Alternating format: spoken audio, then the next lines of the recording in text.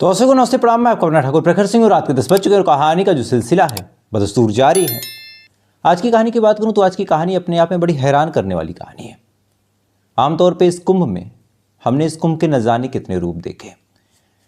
कभी बहुत खुशी हुई कि पढ़े लिखे न जाने कितने बाबा ऐसे देखने को मिले जिन्होंने अपने ज्ञान से पूरी दुनिया को चौंकाने का काम किया। फिर कुछ अलग अलग कंट्रोवर्सी भी हुई। जैसे एक महिला थी फिल्मी अदाकारा, उनको जब महामंडलेश्वर बनाया गया उसको लेके काफ़ी वाद विवाद हुआ। इसी के बाद फिर वीआईपी कल्चर को लेकर तरह तरह के सवाल उठाए गए। इस बार कुंभ में जो भीड़ थी वो भी काफ़ी रिकॉर्ड तोड़ थी। और भी लोगों के आने का तरीका, इंतज़ाम, बजट, ये चीज़ हर बार से ज़्यादा था। तो कहीं ना कहीं लोग ज़्यादा आकर्षित भी थे कुंभ को लेके। अच्छा, इस बार हर बार की तुलना में नेट भी सस्ता है, सोशल मीडिया पे ज़्यादा लोग जुड़े हैं, तो प्रचार प्रसार भी खूब हुआ। ज़्यादा लोग यूट्यूब चलाते हैं, ज़्यादा लोग इंटरनेट, व्हाट्सएप, इंस्टाग्राम, तमाम और प्लेटफॉर्म को यूज करते हैं। तो इस वजह से ठीक ठाक प्रमोशन हुआ, इसका ठीक ठाक ब्रांडिंग हुई। आलम ये था कि कुंभ को लेके पूरी दुनिया के लोग सर्च कर रहे थे, क्योंकि जिस हिसाब से इसकी रील्स बनाई गई, जिस हिसाब से सोशल मीडिया पे इसका प्रचार प्रसार हुआ, कभी आईआईटी बाबा आए, कभी पीएचडी बाबा आए, कभी कांटों वाले बाबा आए। कांटों वाले बाबा को भी लेके काफ़ी कंट्रोवर्सी हुई। एक लड़की ने बड़ी बदतमीजी की थी, उसको लेके भी लोगों ने बड़ा भला बुरा कहा। ओवरऑल अब ये मान के चलिए कि इस बार का कुंभ बड़ा ही भव्य, बहुत ही सुर्खियों में घिरा हुआ। अभी कुछ दिन पहले एक बहुत दुखद हादसा हुआ, उसको लेके भी चर्चाओं में बना था। चूँकि कितने लोग मारे गए हैं अभी तक इसकी एक्चुअल तस्वीर ही निकल के नहीं सामने आई है। कई सारे लोग गायब हो गए थे, उसको लेके भी अभी तक सवाल उठ रहे हैं कितने लोग जो गायब हुए क्या वो मर गए। कई बड़े पत्रकारों ने तो ये तक कह दिया कि जो लोग मरे थे उनकी लाशों को गंगा नदी में फेंक दिया गया। अभी एक मेंबर ऑफ पार्लियामेंट ने भी ये कहा कि लाशों को गंगा में फेंका गया, इस वजह से गंगा का पानी दूषित हो गया। यानी बड़ा हादसा भी हुआ, भगदड़ भी मची, कुछ अच्छी घटनाएं भी हुई, न जाने कितनों का परिवार टूटा। लेकिन इसके बावजूद एक महिला ऐसी थी जिसका परिवार वहाँ जाके थोड़ा सा संपन्न हुआ। अब इंतजार डॉक्टरों की टीम का है। ऐसा क्यों कह रहा हूँ, पूरी कहानी आप सुन लीजिए। बात इसी कुंभ की है, चंद दिन पहले की। इसी कुंभ में अलग अलग जगहों से लोग नहाने आए थे, अलग अलग जगहों से लोग घूमने आए थे। इन्हीं में से कुछ लोग झारखंड के धनबाद से आए थे। झारखंड के धनबाद में एक जगह लगती है भूली। इसी भूली से लगभग 10 से 12 लोग आते हैं। आने के बाद कुंभ में लोग घूमते हैं, नहाते हैं। नहाने का अपना एक टाइम होता है, उसके बाद तो फिर वो लोगों से मिलते हैं, देखते हैं कि कौन से बाबा हैं, कौन से साधु हैं, कौन से महात्मा हैं। ऐसे ही ये जो लोग आए थे, इनकी जो भीड़ थी, इनका जो हुजूम था, वो अलग अलग इलाकों में कुंभ में घूम रहा था, विचरण कर रहा था। इसी दौरान इनकी नज़र एक शख्स पे टिकती है। उस शख्स को जब ये देखते हैं, देखने के बाद ये तमाम लोग उसको घूरने लगते हैं। घूरने के बाद इनको बड़ा अजीब लगता है कि शायद इसको कहीं देखा है, ये कोई अपना सा लग रहा। लेकिन अब कैसे पूछें, एक तो बाबा, मन में सवाल भी, शंका भी, डाउट भी, लेकिन अब कंफर्म कैसे करें। आलम यह हुआ कि थोड़ी देर तक इधर उधर सोचने के बाद फिर किसी ने हिम्मत की और हिम्मत करके एक तस्वीर क्लिक की।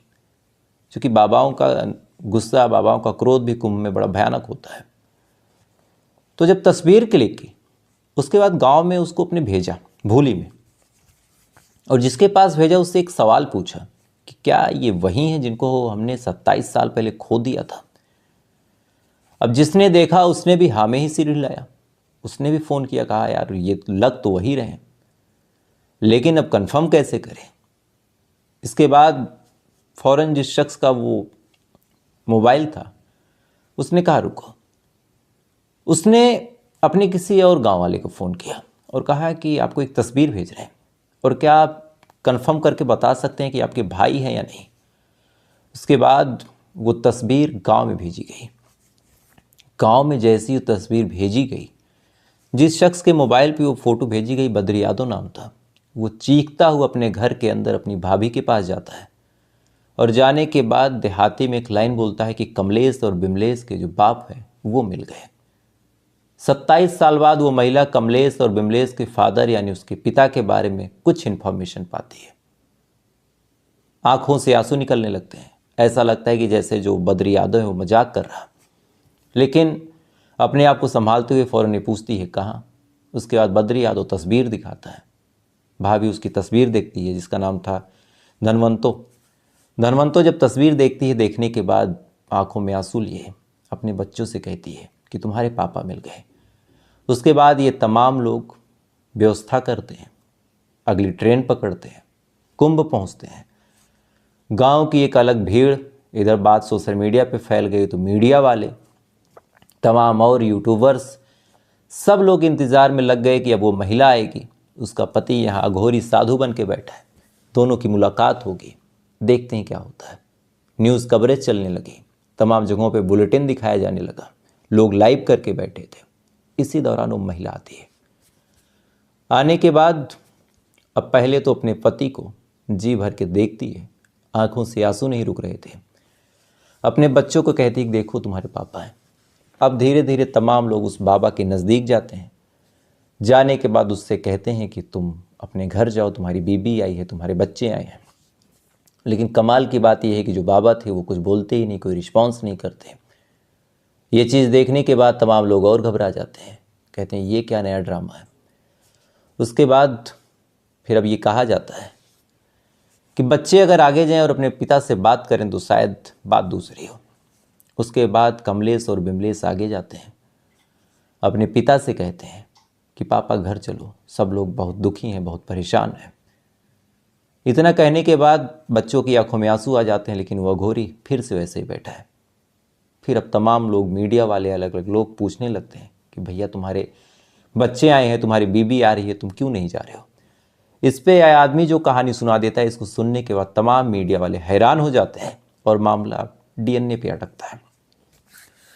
दरअसल इस शख्स का कहना है कि ये इन लोगों को जानता ही नहीं है, झारखंड से इसका कोई ताल्लुकात ही नहीं है, ये बनारस का रहने वाला है।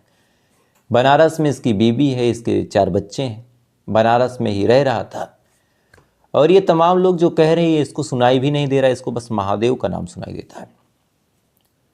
अब ये तमाम चीज़ें जब वो आदमी बोलता है जिसको ये लोग अपना बाप समझ रहे थे, ये बच्चे बेचारे, वो महिला जिसको अपना पति समझ रही थी, तो फिर ये लोग इस कदर श्योर थे कि इन्होंने कहा कि अगर तुम्हारा कोई परिवार है, तुम्हारी कोई फैमिली है, तो तुम चलो, तुमको अपने खर्चे पे हम बनारस लेके चलेंगे।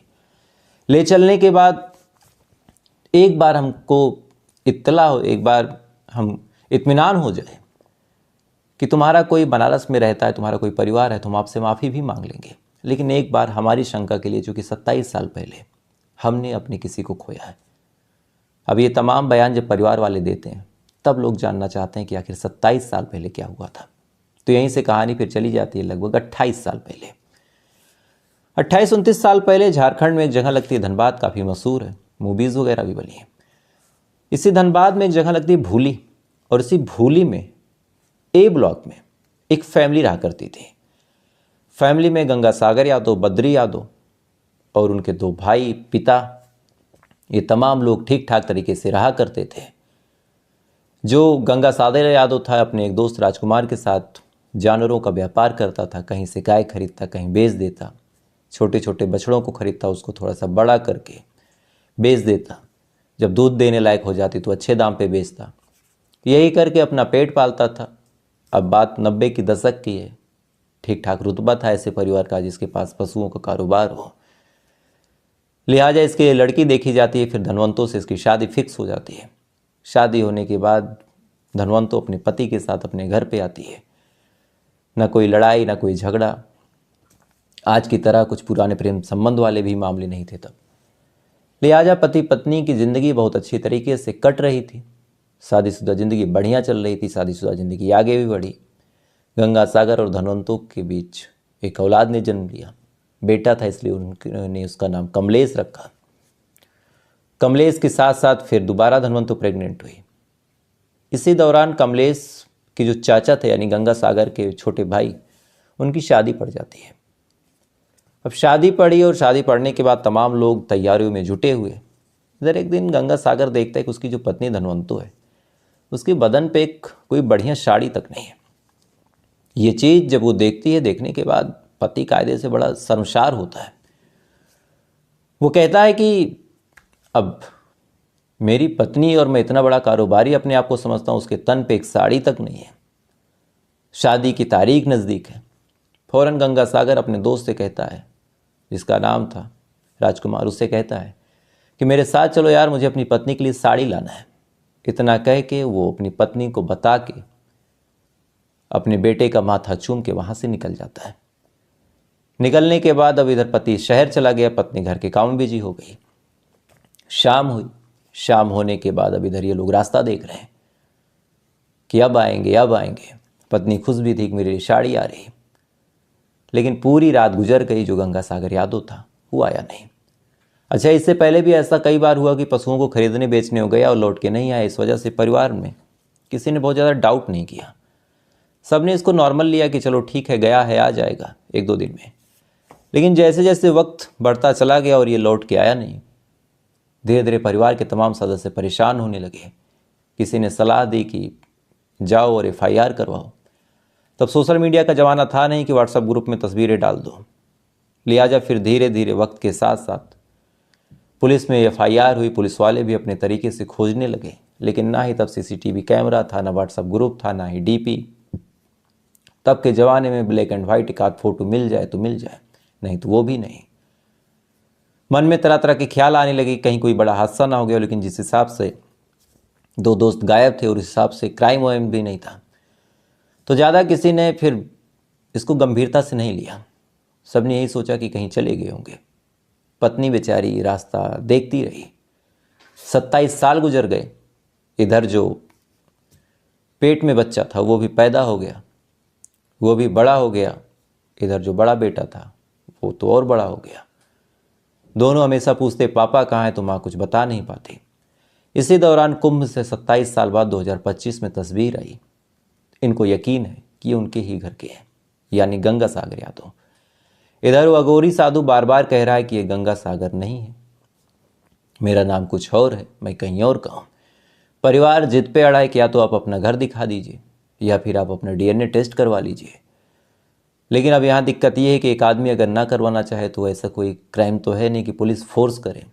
बहरहाल पुलिस ने समझा बुझा के परिवार वालों को घर भेजा है, लेकिन परिवार वाले नज़र गड़ा के रखे हैं कि जब कुंभ खत्म होगा तब हम इस आदमी को अपने साथ लेके जाएंगे। आदमी है कि जाने को तैयार नहीं, पहचानने से साफ इनकार कर रहा, लिहाजा ये पूरा मामला उलझता चला जा रहा। खैर, अब इसमें देखना है कि होता क्या है। लेकिन उम्मीद यही है कि अगर गंगा सागर यादव ही वो अघोरी है, तो अगर अपने परिवार के पास लौट आए, चूँकि 27 सालों में उस महिला ने ना किसी से शादी की, ना ही अपने माथे से सिंदूर हटाया, 27 सालों तक वो सुहागिन मान के अपनी ज़िंदगी को गुजारती रही, तो अपने आप में ये भी एक बहुत बड़ी बात है। लेकिन अब देखते हैं क्या होता है। खैर, फिलहाल ये थी पूरी कहानी, और इस कहानी के बारे में आपकी क्या राय है कमेंट जरूर कीजिएगा। वीडियो अच्छी लगी हो तो वीडियो को लाइक करके, चैनल को सब्सक्राइब करके अपना प्यार जरूर दीजिएगा। बाकी थोड़ी देर बाद आपसे फिर मुलाकात होगी ऐसी किसी कहानी के साथ। तब तक आप अच्छे रहिए, खुश रहिए, अपना ख्याल रखिए, अपने